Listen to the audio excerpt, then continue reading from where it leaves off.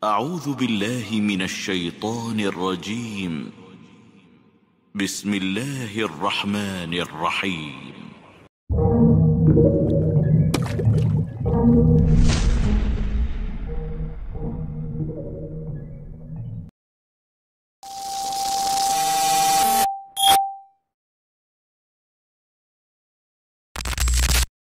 Bismillah, assalamualaikum warahmatullahi wabarakatuh. Alhamdulillah, salatu wassalamu ala rasulillah wa ala alihi wa sahbihi wa sallama taslima. Kembali lagi kita duduk-duduk mendengarkan tafsir Al-Quran agar kita mendapatkan bimbingan dan arahan dari Allah Subhanahu wa ta'ala dalam menjalani kehidupan ini.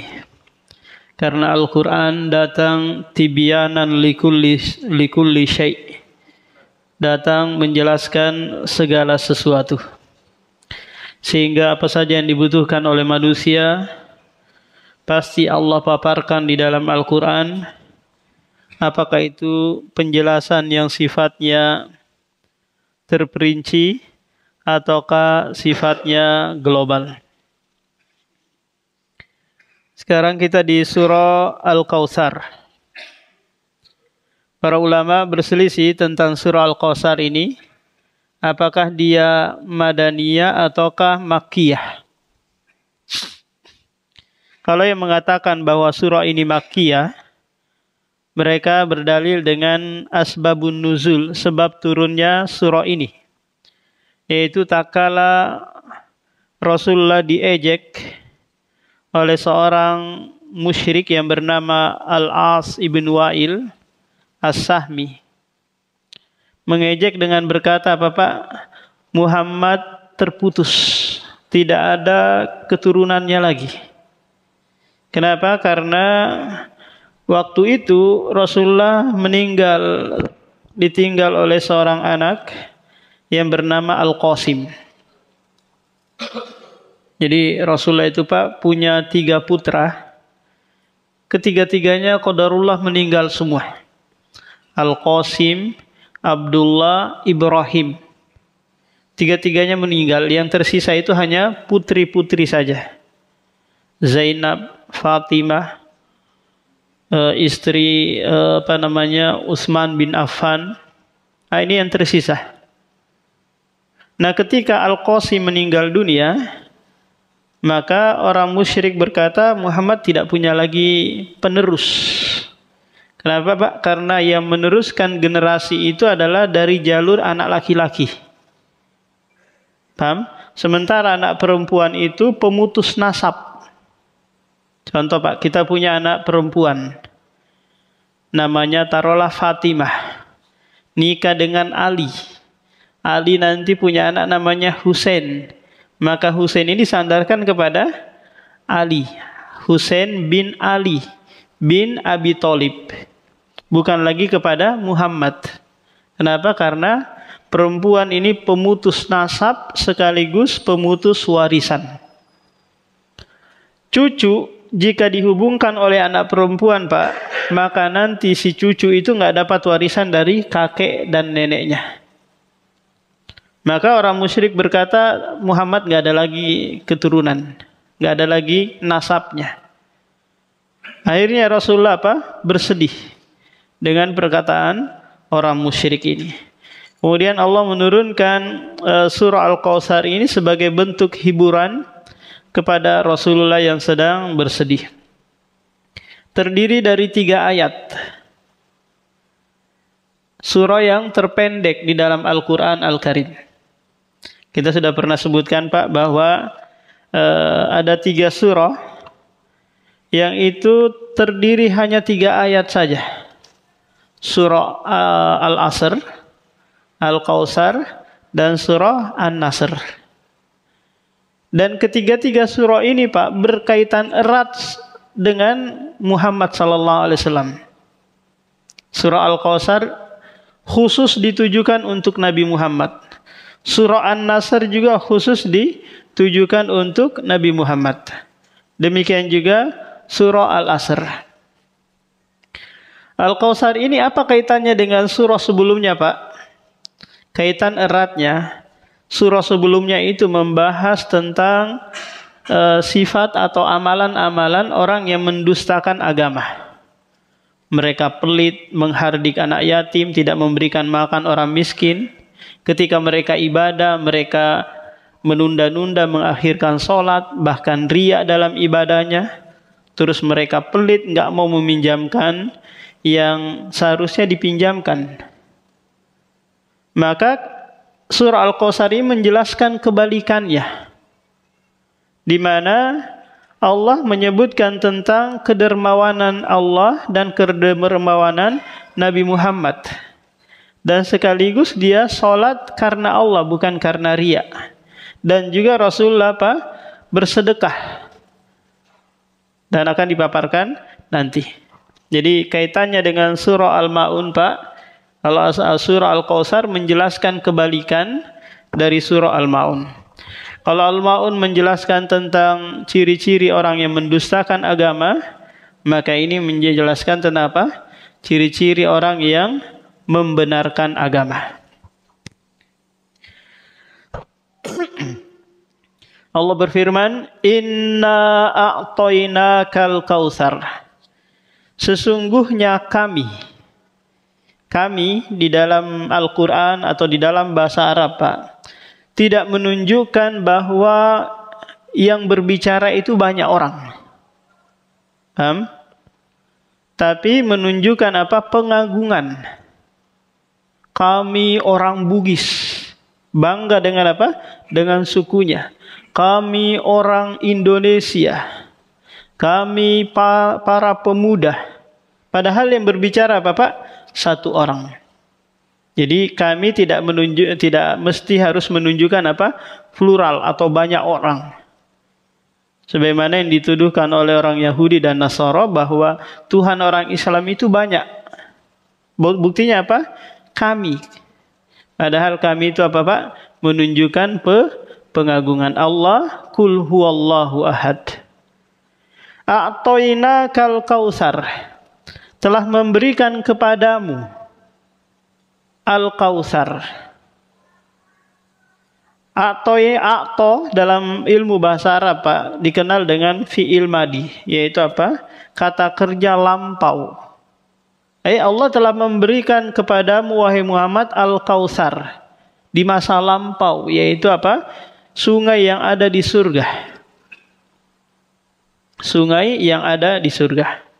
Ini makna pertama, Pak, Al-Kautsar, yaitu apa? Nahrun fil jannah, sungai yang begitu besar di surga, hanya diperuntukkan untuk Nabi Muhammad. Tidak diperuntukkan bagi nabi-nabi yang lain. Yang nanti, Pak, telaga Rasulullah yang ada di padang mahsyar, airnya itu bersumber dari Al-Kautsar ini. Yang Rasulullah sebutkan sifat airnya itu lebih manis daripada madu, lebih putih daripada susu. Siapa yang meminumnya tidak sekali tegukan saja, tidak akan pernah kehausan selama-lamanya. Luar biasa. Coba kalau sekiranya ada air yang seperti ini, Pak. Paham? Sekali minum saja kita nggak haus-haus, pasti orang beli meskipun dengan harga yang mahal. Bayangkan. Nah, ini makna yang pertama dari Al-Kautsar. Makna yang kedua Al-Kautsar adalah ni'amun katsirah, nikmat yang banyak. Nikmat yang banyak yang telah Allah berikan kepada Nabi Muhammad, baik di dunia maupun di akhirat kelak. Adapun nikmat di dunia yang Allah telah berikan, Pak, itu disebutkan di surah Ad-Duha, di surah Asy-Syarah atau Al-Insyirah. Kita tahu bahwa di surah Ad-Duha Allah sebutkan 3 kenikmatan yang Allah berikan kepada Rasulullah, yang itu sifatnya zahir. Alam najidka yatiman fa'awa wa wajadaka dhallan fahada wa wajadaka a'ilan fa'aghnah. Ini 3 yang Allah berikan kepada Nabi Muhammad yang sifatnya apa, Pak? Zahir. Ada yang sifatnya maknawi, yaitu disebutkan di surah Al-Insyirah. Alam nashrah laka sadrak wa wada'na anka wizrak alladzi anqadha dhahrak wa rafa'na laka dzikrak. Nah, ini 3 di sini, tapi sifatnya apa, Pak? Maknawi.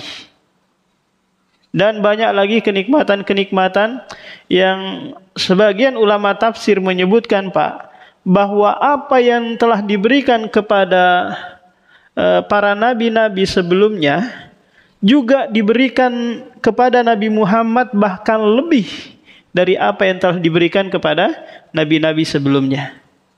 Contoh, Nabi Musa alaihi salam diberikan kemampuan, Pak, mukjizat, yaitu apa? Memukul batu dengan tongkat, akhirnya batu tersebut famfajarat isnata asyrata aina, memunculkan mata air, ada 12 jumlahnya. Paham? Nah, Rasulullah juga diberikan, yaitu apa? Mata air yang itu bersumber dari tangannya. Jadi Rasulullah itu, Pak, mengeluarkan air dari ujung-ujung jari jemarinya.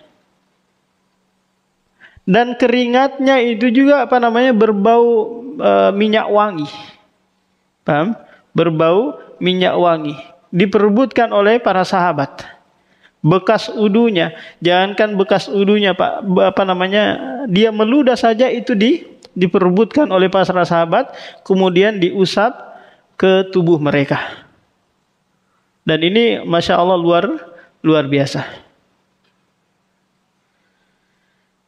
Nah, ini apa yang sifatnya di dunia, Pak. Adapun di akhirat, yang itu tidak diberikan kepada nabi-nabi yang lain, seperti apa? Seperti syafaatul uzmah. Syafaat yang besar, yang nanti para penduduk mahsyar, Pak, mendatangi Nabi Adam, Nabi Nuh, Nabi Musa, Nabi Ibrahim, Nabi Isa. Mereka enggak sanggup untuk memohon kepada Allah agar dipercepat urusan di padang mahsyar. Nah, Rasulullah yang bisa meminta. Ini adalah maqamam mahmuda, kedudukan yang terpuji yang Allah berikan kepada Rasulullah di padang mahsyar. Surga, Pak, itu tidak bisa dimasuki kecuali Rasulullah yang membuka terlebih dahulu.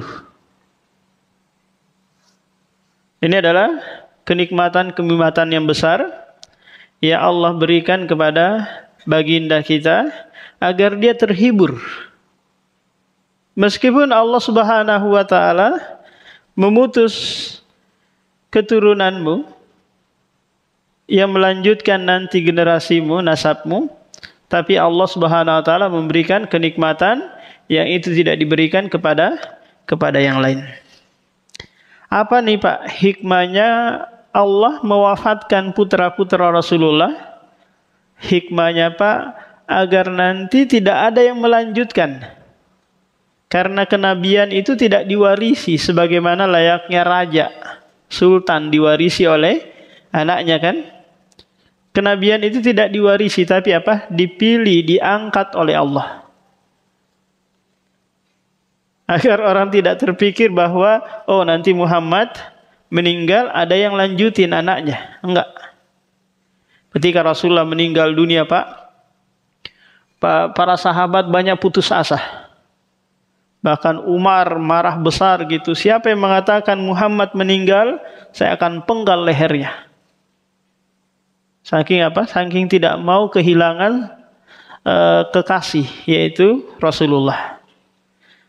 Ketika Abu Bakar datang, kemudian masuk ke rumah Aisyah, melihat wajahnya, kemudian menciumnya, lalu keluar mengumumkan kepada sahabat dengan perkataan yang indah, Pak, man kana minkum ya'budu Muhammadan fa inna Muhammadan qad mat wa man kana minkum ya'budullaha fa innallaha hayyun la yamut. Siapa di antara kalian menyembah Muhammad, maka Muhammad telah meninggal dunia pada hari ini. Siapa di antara kalian menyembah Allah, maka sungguh Allah adalah zat yang maha hidup, yang tidak akan meninggal dunia. Terus Abu Bakar membacakan sebuah ayat, innaka mayyitun wa innahum lamayyitun. Sungguhnya engkau wahai Muhammad akan meninggal sebagaimana orang-orang sebelummu meninggal dunia. Seakan-akan ayat ini enggak pernah didengar sahabat yang lain yang tidak mau menerima kenyataan ini. Jadi inna a'toinaka al-kautsar. Kemudian setelah Allah paparkan ini, Allah hanya menuntut satu hal. Apa itu, Pak? Fasholli li rabbika wanhar. Yaitu menuntut Rasulullah untuk mensyukuri kenikmatan tersebut. Paham? Karena kenikmatan itu, Pak, harus disyukuri.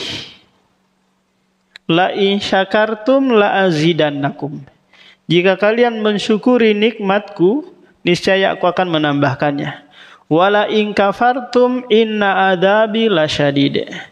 Jika kalian mengkufuri, niscaya adabku sangat pedih. Nah, cara bersyukur terhadap nikmat Allah itu, Pak, ada 3. Yang pertama adalah mengucapkan alhamdulillah. Mengucapkan apa? Alhamdulillah.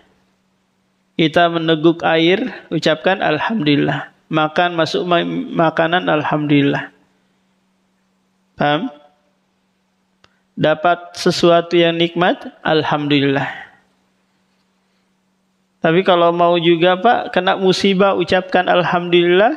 Itu juga bagian dari apa? Bersyukur terhadap musibah. Ini yang pertama. Yang kedua adalah al-i'tiraf bil qalbi. Mengakui di dalam hati bahwa kenikmatan ini adalah fadlun minallah, pemberian Allah semata. Bukan karena kita rajin, bukan karena kesungguhan kita, bukan karena kecerdasan kita. Tapi apa? Fadlun minallah, pemberian Allah semata. Ini nanti yang akan apa, Pak? Menyingkirkan dari diri kita kesombongan. Sebagaimana Qorun sombong. Yang dia berkata, tidaklah aku diberikan ini karena ilmu kecerdasan yang aku miliki. Keuletan, kesungguhan. Padahal itu adalah pemberian Allah semata. Bukan pula tukar-menukar antara ketaatan yang kita lakukan.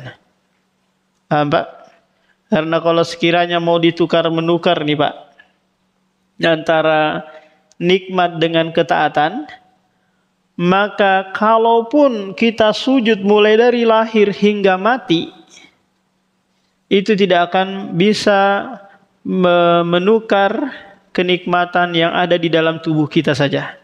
Nikmat jantung, Pak, yang dikontrol oleh Allah Subhanahu wa taala, yang tidak pernah kita bayar sedikit pun. Jantung ini berdetak, berdenyut. Mata kita, indera perasa kita, buang hajat yang kita hampir tidak pernah mensyukurinya saja, Pak. Buang hajat BAB, BAK lancar itu nggak pernah kita mensyukurinya. Memikirkan saja nggak pernah. Coba bayangkan, Pak, Allah tahan itu, tidak lancarkan keluarnya, maka setengah matinya kita, Pak. Makan coto Makassar, lontong sayur, gulai ikan, kita sikat semua, Pak, tapi nggak bisa BAB. Gimana perasaannya, Pak? Kita minum terus jus, air putih dan yang lainnya, tapi nggak bisa kencing. Mau nggak mau, Pak, kita dimasukin selang ke kemaluannya untuk mengeluarkan cairan yang ada di dalam. Tapi karena kita kurang mensyukuri nikmat lancar BAK dan BAB, akhirnya apa? Kita gantikan dengan gufronakah. Ya Allah, ampunilah aku. Nah, ini cara bersyukur yang kedua, Pak. Mengakui bahwa itu adalah pemberian Allah. Yang ketiga, menggunakan kenikmatan tersebut untuk mencari keridhaan Allah. Paham? Kita dapat nikmat harta, kita gunakan dalam hal yang baik. Kalau kita gunakan untuk foya-foya gitu, atau untuk judi online, atau untuk beli sabu-sabu dan yang lainnya, ini berarti apa Pak? Menggunakan kenikmatan tersebut mencari murka Allah. Nah, tidak mensyukurinya. Nah, kita punya nikmat sehat. Maka kita gunakan juga untuk apa? Beribadah. Ada nikmat luang waktu, belum sakit, maka gunakan beribadah. Maka yang dituntut oleh Allah dalam ayat ini, fasolli li rabbika wanhar li rabbik. Salatlah karena Rabbmu dan beribadahlah dan menyembelihlah karena Rabbmu. Kenapa ibadah salat dan menyembelih ini digabungkan? Karena menyembelih ini Pak bagian dari amal sosial. Paham? Istilahnya apa Pak? Kalau salat ini bagian dari hablum minallah, kalau wanhar ini bagian dari apa? Hablum minanas. Kalau mau diumumkan bahwa salat, kalau di ayat-ayat yang lain salat dan zakat. Tapi kalau di sini apa? Salat dan menyembelih hewan kurban. Cuma Allah Subhanahu wa taala ikat fasolli li rabbik. Salatlah karena Rabbmu. Menunjukkan bahwa salat itu harus ikhlas. Paham Pak? Lillah. Qul inna salati wa nusuki wa mahyaya wa mamati lillah. Katakanlah salatku, sembelihanku, hidup dan matiku lillah. Kenapa Allah ikat dengan hal yang seperti ini Pak? Karena ternyata inilah yang membuat kita bisa istiqomah dalam menjalankan salat dan sembelihan. Coba bayangkan Pak, kalau ada orang salat, tapi karena ingin kaya, ketika dia nggak kaya, maka dia nggak salat. Ada orang salat karena dilihat orang, ketika orang nggak lihat, berhenti dia salat. Ketika ada orang sholat karena dia dipuji, ketika orang mencelahnya selesai. Paham? Keinginan dunia itu akan membuat kita bertahan sebentar. Tapi keinginan karena Allah itulah yang membuat kita istiqomah. Terus menerus sampai husnul khotimah. Paham? Maka pentingnya menjalankan suatu ibadah karena apa? Karena Allah. Sesuatu yang karena Allah Pak akan mendatangkan keberkahan dan akan langgeng. Bapak kalau menikah karena Allah maka bisa langgeng. Tapi kalau menikah karena kecantikan, suatu saat istri itu akan berubah tampangnya kan? Atau karena kaya, suatu saat dia akan miskin. Maka siapa yang melakukan sesuatu karena Allah, fahuwa yabqa, dia akan terus menjalankan hal tersebut. Wanhar, dan menyembelihlah. Wanhar Pak, itu adalah salah satu dari cara penyembelihan hewan kurban. Jadi penyembelihan hewan kurban itu Pak ada 3 cara. Yang pertama adalah zabhun. Zabhun. Yaitu menyembelih hewan kurban bagian atas. Dekat apa? Dekat kepala. Leher bagian atas. Dan ini nanti diberlakukan pada apa? Pada sapi, kambing, ayam, kuda dan yang lainnya. Paham Pak? Jadi namanya apa? Zabhun. Yang kedua adalah nahrun. Nahrun ini adalah menyembelih hewan kurban, tapi bagian apa? Bagian bawah. Bagian bawah tenggorokan. Ini terkhusus untuk apa Pak? Untuk onta. Paham? Nanti onta dalam keadaan berdiri nanti apa? Disembelih bagian bawah tenggorokannya. Kalau sapi bagian apa? Bagian atas. Dan harus putus apa Pak? Saluran pernapasan kemudian saluran tenggorokan, urat darah yang ada di kiri kanan, nah ini harus apa? Harus putus. Ada yang ketiga. Tapi yang ketiga ini Pak, kalau dalam keadaan darurat. Apa itu? Akor. Akor. Ini disebutkan di surah Asy-Syams. Fa'aqaruha fadamdama alaihim rabbuhum bidzambihim. Yaitu ketika kita mau menyembelih sapi Pak, qadarullah sapinya ini berdiri. Paham? Ngamuk. Qadarullah ini. Padahal kita sudah ikat di besi kayak yang ada di sana itu. Dia ngamuk, merontak-rontak. Maka Bapak bisa menempuh cara yang ketiga ini, yaitu apa? Akor. Ambil balok 55 mungkin Pak, langsung dipukul kepalanya. Kalau mati di tempat, halal. Tapi kalau masih tekepek-kepek dia, masih goyang-goyang gitu, masih bisa disembelih, sembelih dulu. Paham? Ini cara yang ketiga. Balok 55 atau apalah bisa dipukulkan kepalanya itu Pak. Kadang kita hilang konsentrasi, akhirnya kebingungan. Mau diapain nih sapi yang ngamuk ini. Paham? Ini tips bagi panitia kurban untuk menyelesaikan hewan yang ngamuk. Jadi dia Pak? Diakor saja.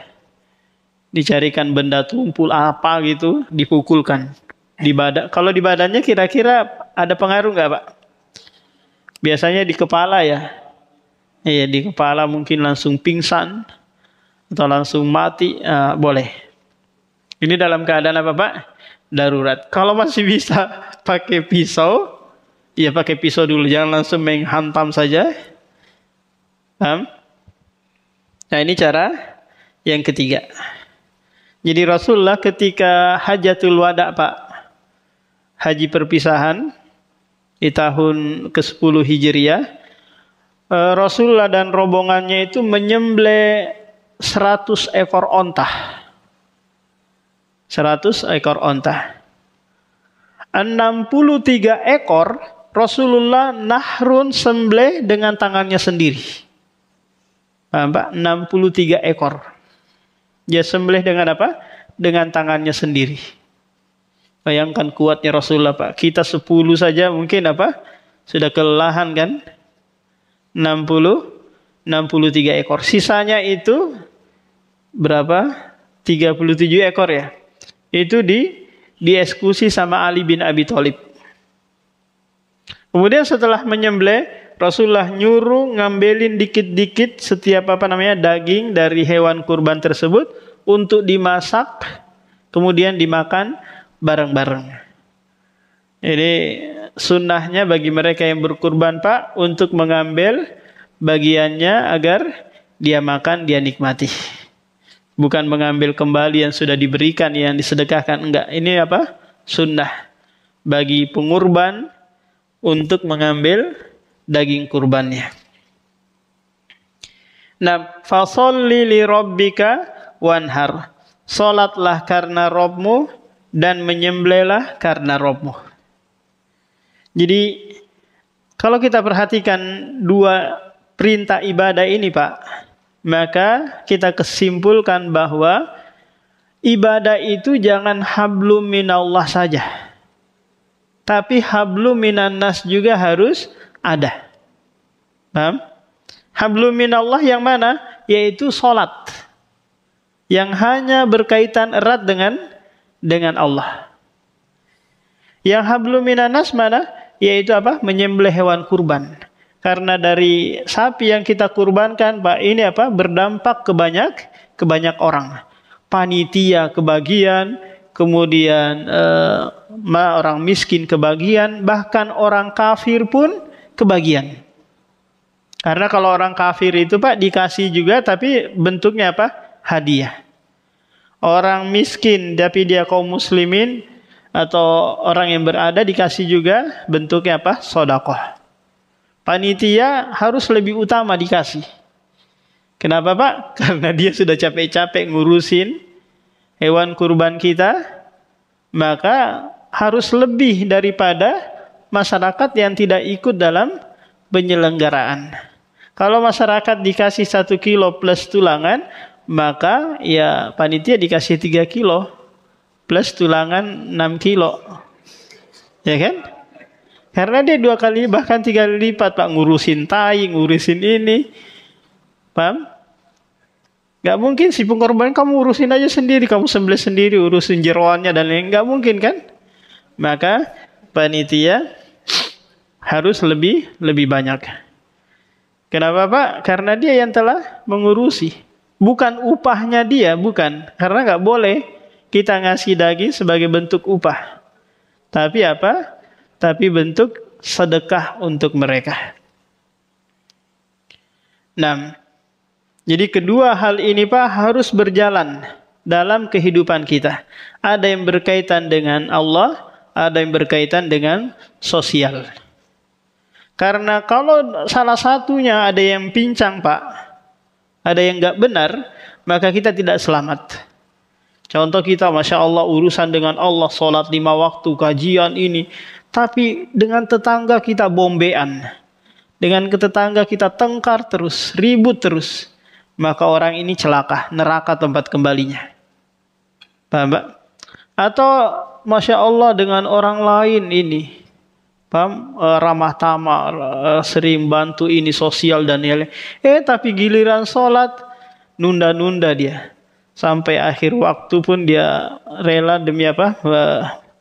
Melayani tamu di rumahnya. Maka ini apa Pak? Hablum minallahnya buruk. Ketika ada seorang sahabat melapor kepada Rasulullah Pak, tentang seorang wanita yang Masya Allah dia rajin sholat malam. Dia rajin puasa sunnah. Dia rajin bersedekah. Ghairu annaha tu'dzi jiranaha bilisaniha. Hanya saja perempuan ini sering menyakiti tetangganya dengan lisannya. Apa kata Rasulullah? Hiya finnar. Dia tempatnya di neraka. Rasulullah di sini enggak muwazanah Pak. Muwazanah itu menimbang-nimbang. Saya lihat dulu mana berat antara kebaikan dan keburukannya. Enggak. Padahal perempuan ini Pak, yang wajib-wajib sudah dia kerjakan. Dia tambah lagi yang sunnah-sunnah. Hanya saja lisannya buruk kepada tetangganya. Rasulullah hiya finnar, dia tempatnya di neraka. Tanpa ada koma-komanya, titik. Sebaliknya lagi ada perempuan biasa-biasa saja. Puasanya, sholat malamnya, sedekahnya. Tapi dia tidak menyakiti tetangganya dengan lisannya. Maka kata Rasulullah, ya fil jannah. Apa kira-kira nih Pak? Yang membedakan antara yang pertama dengan yang kedua? Hablum minan nasnya. Hubungannya kepada manusia yang jelek, tapi hubungannya kepada Allah baik. Kalau yang perempuan ini baik dua-duanya, yang kedua ini baik dua-duanya. Paham? Hablum minallahnya bagus, hablum minannasnya bagus. Makanya ada pembahasan fikih Pak. Paham? Fikih itu membahas dua hal ini. Fikih ibadah sama fikih muamalah. Fikih ibadah membahas tentang hablum minallah, fikih muamalah membahas tentang apa? Hablum minannas. Karena kedua-duanya ini harus benar, harus baik. Kalau Allah hanya membahas tentang hablum minallah saja, maka kaum muslimin ada yang ibadahnya buruk, akhlaknya jelek. Ada yang ibadahnya baik, akhlaknya apa Pak? Buruk. Tapi semuanya harus apa? Harus baik. Karena agama kita datang untuk menjelaskan segala sesuatu yang mengantarkan menuju surga Allah dan menjauhkan dari nerakanya. Inna syani'aka huwal abtar. Sesungguhnya orang yang membencimu dialah yang terputus. Sesungguhnya orang yang membencimu dialah yang terputus. Kita kasih gambaran dulu Pak. Tak kala kita benci kepada seseorang, Kira-kira mau nggak kita dengarkan nasihat dari dia? Mau nggak Pak? Jangankan dengar nasihatnya Pak, lihat tampangnya aja nggak mau kan? Kenapa? Karena kita sudah benci. Maka orang Syiah itu Pak, berusaha membuat kita benci kepada sahabat. Berusaha membuat kita tidak suka dengan para sahabat Rasulullah. Kenapa? Karena kalau kita sudah benci kepada sahabat, otomatis hadis-hadis yang disampaikannya kita nggak mau terima. Paham? Syiah Iran, Syiah Isna Asyariyah Iran itu Pak, akidah mereka itu membenci para sahabat, mengkafirkan seluruh sahabat kecuali 3 orang. Ali bin Abi Thalib, kemudian Salman Al-Farisi, dan Miqdad ibnul Aswad. Ini yang tidak dikafirkan. Semua sahabat yang lain dikafirkan. Ketika Houthi yang ada di Yaman itu Pak, menguasai ibu kota Son'ah. Sebelumnya mereka menggempur pondok pesantren yang ada di Damat, pondok pesantren Sunnah yang ada di Damat. Kemudian mereka pergi menguasai ibu kota Son'ah. Setelah mereka menguasai ibu kota Son'ah Pak, seluruh khotib-khotib Jumat itu dipaksa harus khutbahnya mencela Aisyah. Mencela Aisyah, mengata-ngatai Aisyah sebagai seorang pezina. Pokoknya seluruh sahabat harus khotib, isi ceramahnya apa? Mencela para sahabat. Nah ini, jeleknya kalau apa? Kalau Syiah sudah berkuasa. Karena memang mereka punya keyakinan bahwa Al-Quran kita tidak sempurna Pak. Ada Al-Quran yang mereka tunggu. Ada kitab suci yang mereka tunggu. Sahih Bukhari yang kita jadikan pegangan itu nggak diakui sama mereka. Jadi orang-orang yang membenci Rasulullah, mereka adalah orang-orang yang akan terputus. Kira-kira terputus dalam hal apa ini Pak? Yang pertama, terputus dalam hal hidayah. Tidak bisa mendapatkan petunjuk dari Allah dan Rasulnya. Paham? Demikian juga Pak, orang-orang yang membenci sunnah Rasulullah sulit mendapatkan hidayah sunnah. Paham? Nyaman dia melaksanakan kebid'ahan, nggak mau dengar yang sunnah-sunnah ini Wahabi ini. Paham? Karena sudah dari awal sudah benci memang, nggak senang. Jadi untuk mendapatkan hidayah sunnah itu apa? Sulit. Nanti di padang mahsyar Pak, mereka juga akan terputus untuk meminum air dari telaga Rasulullah. Karena nanti ada malaikat yang menjaga, yang mengusir-ngusir mereka yang tidak senang dengan sunnah Rasulullah. Lantas Rasulullah bertanya, bukankah itu umatku? Kata malaikat, kamu tidak tahu apa yang mereka lakukan sepeninggalmu, wahai Rasulullah. Mereka apa? Membuat-buat ajaran yang itu tidak dicontohkan oleh Rasulullah. Inilah balasan bagi orang yang membenci Rasulullah, baik fisiknya maupun sunnahnya. Kita sekarang Pak nggak melihat Rasulullah kan? Maka khitab ini ditujukan kepada mereka yang hidup di masa Rasulullah, seperti Al-As, Abu Jahal. Nanti kita sebutkan di surah Al-Kafirun tentang Abu Jahal ini. Kemudian Abu Lahab juga nanti. Ini orang-orang yang paling benci kepada Rasulullah. Padahal Abu Jahal itu Pak, teman akrab Rasulullah. Teman main semasa kecilnya. Teman main semasa kecilnya. Ketika Abu Jahal dibantai, dibunuh di perang Badar, para sahabat nyari mana nih jasadnya Abu Jahal. Kata Rasulullah, cari saja kalau engkau nggak bisa nemukan dari sisi wajahnya, maka cari di lututnya itu ada bekas hitam.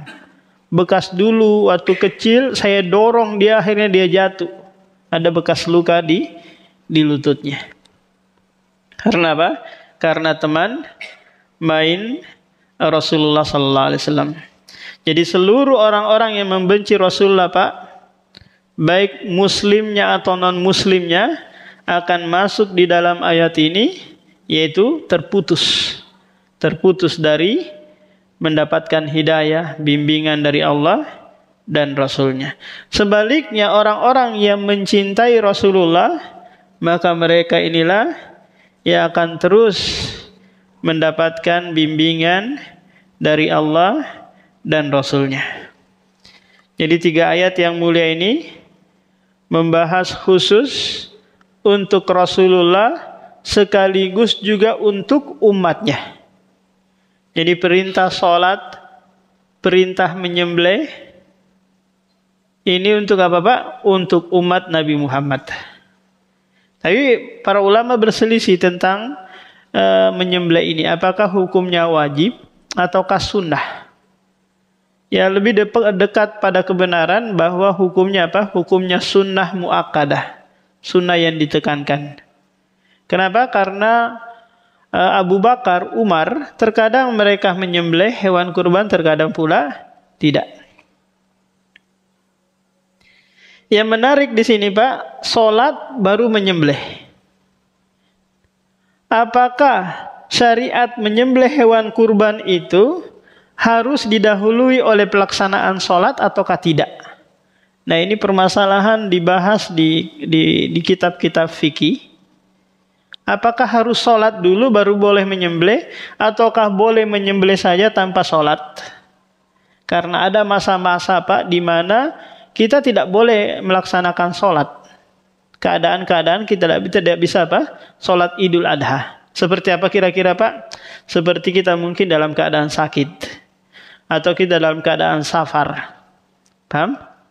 Atau dalam keadaan menyebar corona yang pemerintah melarang sholat berjamaah. Akhirnya tidak ada apa, Pak? Tidak ada sholat. Maka pendapat yang benar bahwa menyembelih hewan kurban itu tidak disyaratkan sholat terlebih dahulu. Lantas bagaimana memperkirakan waktunya kalau nggak ada yang sholat nih?